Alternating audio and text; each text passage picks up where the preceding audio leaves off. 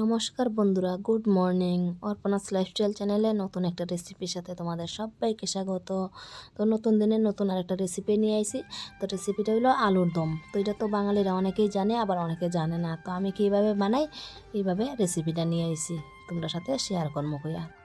তো দেখো, আলুর দমের লেগে সবার প্রথমে আমি কিছু আলু ভালো করে সিদ্ধ করে এটার বাকলটি ছাড়াই রেখা দিছি।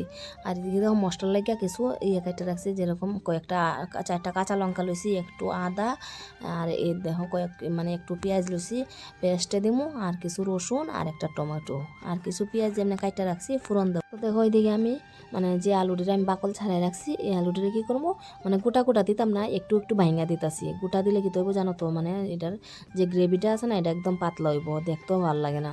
তাহলে একটু একটু ভাঙা দেবো, একদম পেস্ট করতাম না, পুরো মিহিদা করতাম না, একটু একটু হালকা হালকা ভাঙবো। তো দেখো আমি ঠিক এরকমভাবে ভাঙছি। তোমরাও যদি মনে করো যে না রেসিপিটা এইভাবে বানাইবা, তাহলে এরকম ভাঙো।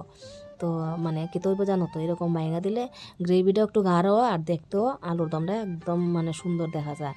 তো দেখো এরপরে কী করবো, যে এটি রাখছি, যে আদা, রসুন, পেঁয়াজ, টমেটো এটি দিয়ে এলাম মিক্সিতে। তো এদিকে দেখো আমি আদা, রসুন, পেঁয়াজ আর টমেটো যে একটা কাটতে রাখছি এটা, আর কাঁচা লঙ্কা 4টা এটি দিয়ে লাইতেছি মিক্সিতে। এটি আমি পেস্ট করে লমু। তারপর দেখো এদিকে আমি একটা কড়াই বসাই দিছি। তো কড়াই বসায় কড়াইটা একটু গরম করে এটাতে দিয়ে লাইছি সামান্য একটু তেল। তো তেল দেওয়ার পরে এখন আমি আলুটিরে দিয়ে লাইছি। আলুটির একটু হালকা বাইজা লমু। একটু বাইজা লইলে আলাদা আলুর দমের ইয়েটা অন্যরকম লাগে। তো এটার মধ্যে দিয়ে লাইছি সামান্য একটু হলুদ, কেন কালারটাও সুন্দর হইব। তো এটা আমি একটু বাইজা লমু। তো বাঁচতে বাঁচতে তোমার সাথে একটু গল্প করি, যে তোমরা কে কে আসো আমার চ্যানেলের নতুন বন্ধু, তারা অবশ্যই আমার চ্যানেলের সাবস্ক্রাইব করে আমার পাশে থাকো। আর যদি আমার এই রেসিপিটা তোমরা ভালো লাগে, তো অবশ্যই তোমরা বাড়িতে একবার ট্রাই করে দেখতে পারো।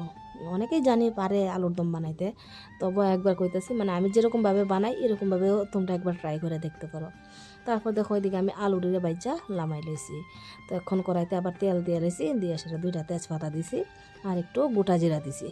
তো এইটিকে একটু গোটা জিরাটারে 1-2টা নাড়া দিয়ে হালকা ফ্রাই করে এখন দিলাম যে পেঁয়াজটি কুচি করে রাখছিলাম ফুরন দেওয়ার লাগে, এই পেঁয়াজটি। তো এটিরে হালকা ব্রাউন হওয়া অবধি একটু ভাজালাম।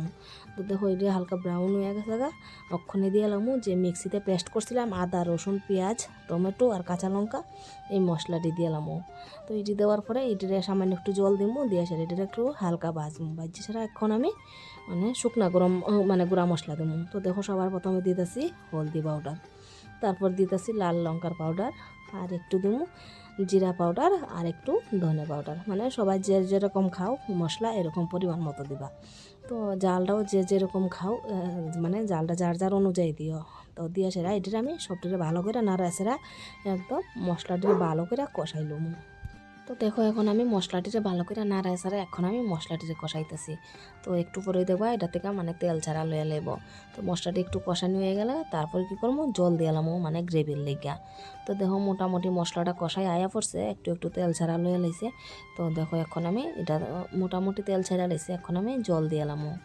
তো দেখো এখন আমি জল দিতেছি এটার মধ্যে। তো জল দিয়ে সেটা তারপর আমি দিব এটাতে পরিমাণ মতো নুন। তো নুন দিয়ে সেটা জলটা যতক্ষণ না ফুটে ততক্ষণ অবধি ওয়েট করবো। তো দেখো এখন আমি নুনও দিয়ে লাইছি। তো আলুর দমটা আমি কীভাবে বানাই তো তোমাদের কাছে সবটাই শেয়ার করতেছি। আর তোমরা কীভাবে বানাও অবশ্যই আমার একটু কমেন্টস করে জানাও, কে কে আমার মতো করে বানাও। তো দেখো এখন জলটা ফুটতে আইছে। তো আলুর দমটা যে আলুটি বাইজে রাখছিলাম এই আলুটি দিয়ে লাইতেছি। তো এটি যখন একটু ফুটতে আইব, একটু গাঢ় গাঢ় হয়ে আইব, তারপর এটাতে আমি একটু গরম মশলা দিয়ে এলাম। তো দেখো আমার কাছে প্যাকেট গরম মশলা আছে, এর লাগে আমি প্যাকেট গরম মশলাই দিতেছি। তোমরা যদি মনে করো শিল নোড়াতে বাইটটা দিবা, এটার সেন্টটা আরও বেশি ভালো হইব। তো দেখো এখন আমার আলুর দমটা একদম রেডি হয়ে গেছে, দেখতে কত সুন্দর হয়েছে। তোমরা এটা রুটি দিয়া বা ভাত দিয়া যে কোনো কিছু দিয়ে খাইতে পারো, খুবই টেস্টি। তোমরা একবার ট্রাই করে দেখতে পারো, আশা করি ভালো লাগবো।